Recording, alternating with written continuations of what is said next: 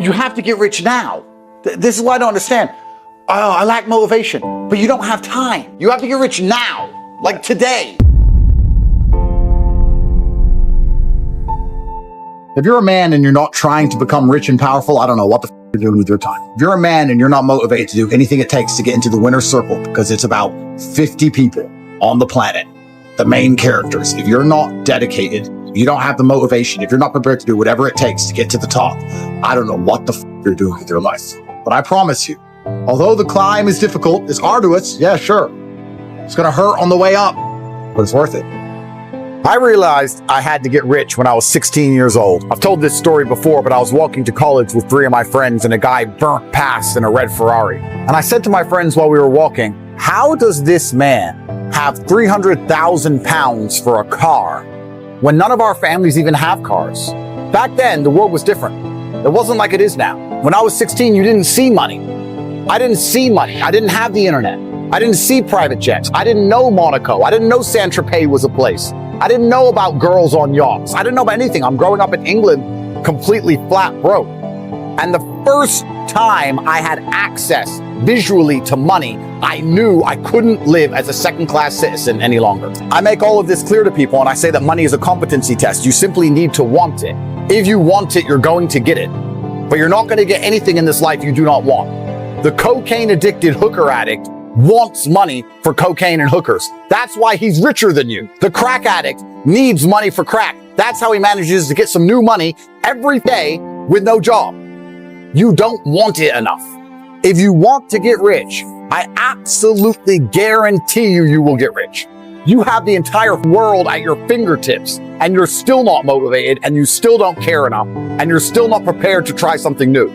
When we were poor, how often was I talking about trying to get rich? I don't think we spoke about anything else ever. Every day, all day, what did we talk about when we were poor?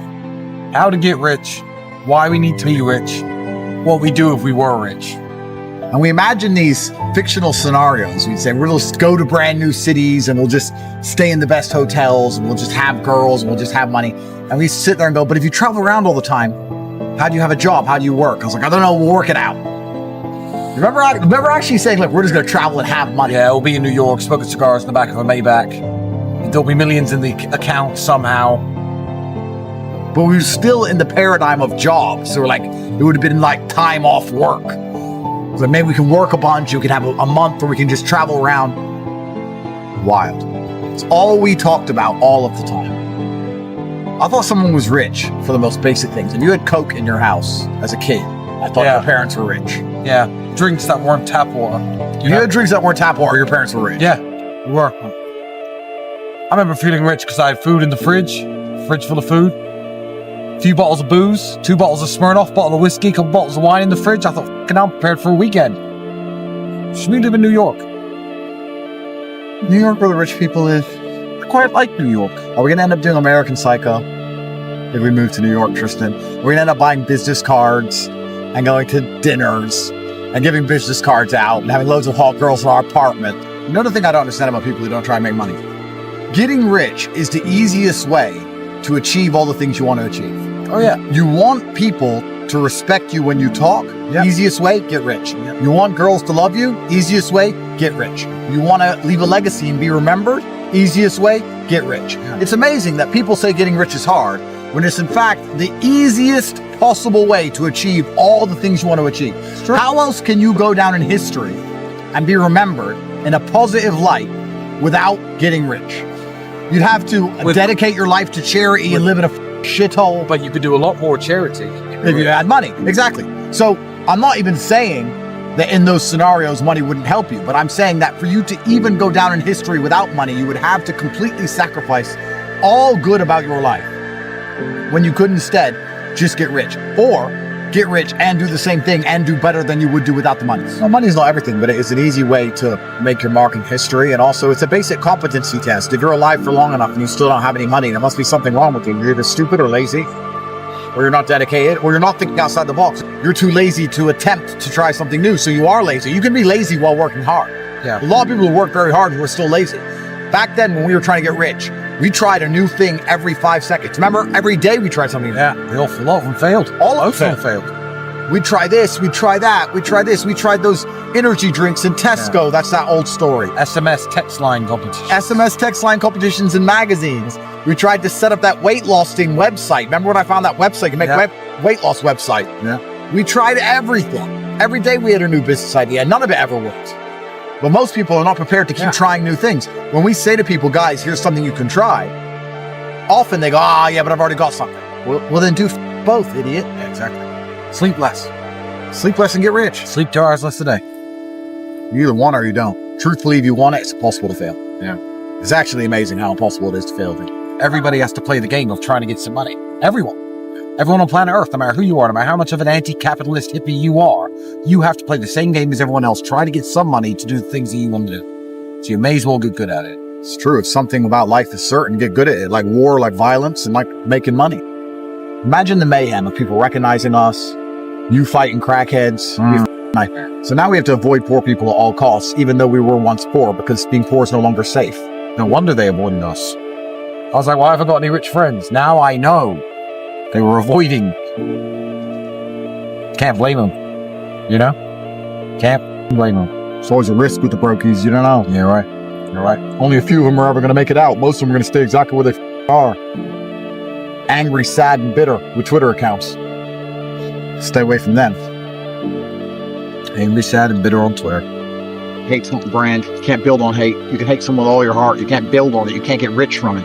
All that time posting hate about someone else, you can't build on hate.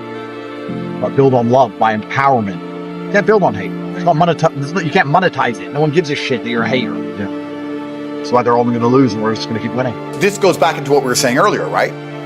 This is why I'm so happy for there to be losers. Because for there to be a winner, there has to be a loser.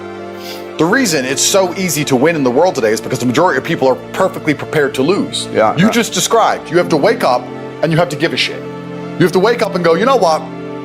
I'm responsible for my health, and I'm responsible for my finances, and I'm responsible for my family, and I'm responsible for the decisions I make, and I'm responsible for my work ethic, and I'm responsible for my motivation, and I'm gonna win. That's all you have to do to be monumentally wealthy. Yeah. And the reason it is so easy is because most people can't do that. If everyone could do that, then to win would be hard. So I would hate for all the losers to start being winners, because then it's hard for winners to win. And I still want to win against the winners. But luckily, God has put us in this version of the simulation where it is so brutally easy to surpass everyone around us. I look at people and just go, you haven't even tried.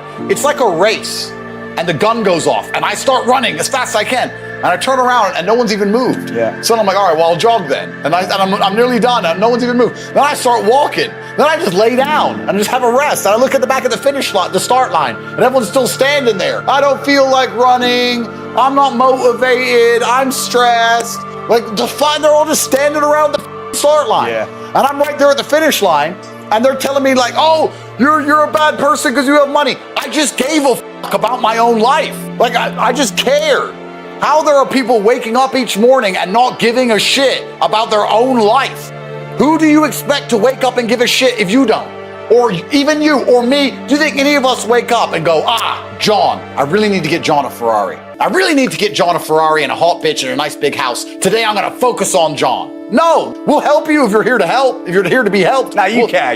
No, you care about John. No, the point is, if John cares about himself, then you'll be able to help then I'll help him. Yeah. But if John doesn't care about himself, I don't care about John. People don't give a shit. And then they expect someone else to give a shit more than they do. And this is the point I was making about John. If you don't care about your own life, no one's gonna ever care about your own life more than you do. You're just gonna perpetually lose and perma-fail. That's all you're gonna do. You're gonna perma-fail. And it's not my job to drag you up from the gutter. Like you said, free newsletter, fantastic. That still exists. You know, this is another thing that's so incredible about the internet, and we'll tie it into your business as well, about the internet and about computers and these things. The dream, the primary objective of financial freedom isn't Lambos and yachts and these things. It's to not have constant anxiety, stress, and worry and complaints about health or having children or your mother needs you or your car breaking down. It's just knowing that all of life's little problems can be fixed because you have money, because you can pay someone else to fix them. To achieve this dream, men in the 1800s would get into wagons and cross the uninhabited terrain or the unexplored terrain of the United States, risk murder or kidnapped by the Native Americans, risk malaria or typhoid, and they'd spend 6 weeks traveling from the east of America to go all the way out west. And if they made it alive, they'd buy a shovel and stand in the desert heat all day long, digging in the sand for little pieces of gold. The gold rush, people lost their lives for a chance at financial freedom. And nowadays you say to someone, you haven't got to do that. You haven't got to go die in a trench. You don't have to take a 6-week journey across unexplored terrain and risk your life. You haven't got to do that. You know what you have to do? You have to type on a keyboard. You can be rich if you type on a keyboard. They're gonna go, yeah, later. How the f do you help these people? Yeah. What can I do? What words can I say? You're a loser. You deserve to lose. I don't feel sorry for you at all, because when I had nothing, I'd do anything it took. If you told me I had to only type on a keyboard, I would have typed on that keyboard non-stop for 72 hours, let alone 8 strokes. Most people who are losing deserve to lose. Everything's fucked. So you're sitting there going, well, I have to predict the future. What allows me to compete and predict the future, because everything's so chaotic? The only thing I can predict is that I'm going to work harder than everyone else. I'm going to get up earlier than everyone else. I'm going to pay more attention than everybody else. I'm going to research harder than everyone else. I'm not going to feel sorry for myself. I'm going to dedicate myself. I'm going to find some money. That's what I'm going to do. So that's, right now, it's almost like go 100% in on yourself season, because you can't even, and I'll apply this to what I do, maybe it applies to you also. Going all in on property might backfire, but going all in on yourself will never backfire. My mentality currently is I just need to make sure I'm my absolute best self all of the time, and I am permanently motivated to do whatever it takes to win, and I'm the most adaptable. Darwin said it's the most adaptable of the species that survives. It's not the biggest, it's not the strongest, it's the one that identifies that the forest is disappearing quickest and grows some fins and jumps in the ocean. So it's adaptability season now. Here's the thing that's interesting. I, as a man with enough money to never work again for the rest of his life, am spending my days consciously searching and actively planning and trying to identify trends and new ways to make money and new patterns to make sure that I'm not caught last when things do finally shift or change. But a brokey with no money at all doesn't bother. You're going to be last and you're going to get crushed. So you have a personality defect that you need to actually analyze and identify and cure. What the is wrong with you? What is wrong with you where you cannot type on a keyboard to achieve all of your dreams? What is wrong with you where you cannot go to the gym and lift enough weights to be self-confident enough to get any woman that you desire? What is wrong with you? Do you want to lose? Are you so desperate to perma-fail? There's some kind of personality fault with you people. It's not a lack of motivation. No, it's you who have a personality fault. There is something wrong with you that is preventing you from being the man that you could be. And this is the beauty of life as a man. There's nothing better than blaming yourself for absolutely everything that's ever happened to you, waking up and realizing it was all your fault and you're the only one who can fix it. This is so applicable to nearly any problem in your life. 99.9% of girl problems are your fault. It's not women are crazy because she doesn't respect you enough because you haven't done anything which is important or difficult enough to garner her respect. All of the women problems are your own fault, and you should blame yourself completely. The point of brotherhood is to keep you self-accountable. We're talking about absolute monarchy's mentality. The point of brotherhood is for all of the men around you to help you blame yourself for everything that happens to you. The point of brotherhood is for you to go to somebody who you respect, whose voice means something to you, and when you try and cry and complain, they say it's on you to fix. Sure, yeah, that sounds like a problem. You better fix it. You better sort it out. The absolute point of brotherhood is the accountability. And the accountability, the bottom line, the buck stops with you in all things. That's the beauty of it. That is your problem, 100% your problem, and you must take responsibility and accountability for that exact thing. Life as a man is so brutally simple. You wake up and you blame yourself for everything, and you look in the mirror and you say, all of this shit is my fault, all of it. So how do I fix it? So how do I get it fixed? Nobody's gonna come fix it for you. Nobody gives a shit about you. You have to give a shit about yourself. It is down to you and you alone, because nobody else is waking up each day thinking of how they can get you to have more money and you to have a nicer life. They're too busy worried about themselves.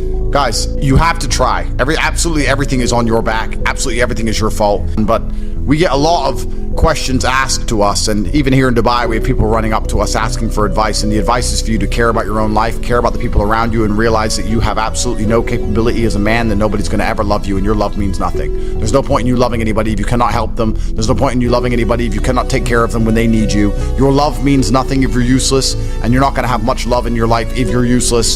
So it's very important as a man you blame yourself for absolutely everything and you get it done. Well, this is the thing. If you're a man and you've watched this entire podcast and you do not take action, if you do not finish this podcast and decide to do something to make your life better than what it currently is, your love doesn't mean anything for your kids.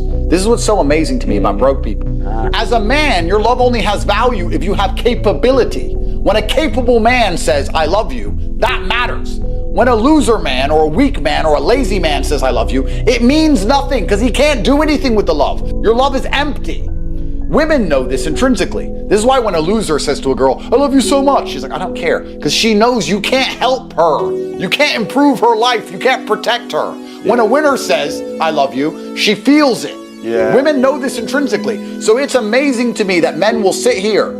They'll ignore all the advice we've given. And then you want to sit there and say, oh, but I love my kids. No, you don't. If you're a brokey, you don't even love anybody. You don't even love yourself. Yeah. That's the level it's reached now at this point where the world's so fucked. When I see a person of 40 years of age with no money and no drive, and he goes, oh, I really want to make it out. I was like, you don't give a shit about your family. You don't give a shit about your last name. You don't give a shit about yourself. You don't give a shit about anybody. I'm like, what do you mean you're not trying? Oh yeah, I don't like you because I'm a trier. We have different life philosophies. We look at the world completely differently. I can't get along with you. We can't correlate. Yeah. I'm a trier. You're refusing to try. I can't even sit here. We don't speak the same language. You're speaking Uzbek to me. I don't know what you're talking about. I don't like those people because those people, every time I've ever tried to give them a chance, has done nothing but drag me down. I can't drag them up, but they can drag me down. Right. Somehow. Right. I can't get them anywhere, but they manage to anchor me. So I don't like those people. Yeah. So if you're a full-grown man and you're watching this and you do not have the capability to take your entire family and move to Tokyo tomorrow for whatever reason, if you don't have that kind of finance or capability, you take a long, hard look in the mirror and say, what the f does my love even mean? What kind of man, what kind of head of the family even am I? I can say I love my wife all day long. I can say I love my kids all day long. What does that even mean if I'm not going to finish work and take an extra hour out of my day to try something new? Your love means nothing if you don't try. Damn, bro, that hit deep, man. But it's true. Brother's job is to force you to be self-accountable. That's what I just said earlier. It's absolutely true. The best thing a brother can do for you or somebody who cares about you, the best thing they can do is to force you to be absolutely self-accountable. And let me give you all a self-accountability test before we leave. We all remember what we did on New Year's Eve. And you remember thinking, this is going to be my year. I'm going to get so much done. And if you're honest with yourself, you're sitting in the same room. You have the same girl, the same car, living the same life. You're about to waste another entire year. Ask yourself this question. If you do not blame yourself instantly for the fact that you are not yet rich, you said 2025 was going to be your year, it's 30% done, you've made no steps in the right direction, you are no closer than you've ever been. If you are not going to completely blame yourself for this lack of action and this lack of monumental success, then who else are you going to blame and what else is going to get done? The second you blame yourself, the second you decide it is 100% your fault and your responsibility to change and fix everything, is the second things will start to get better.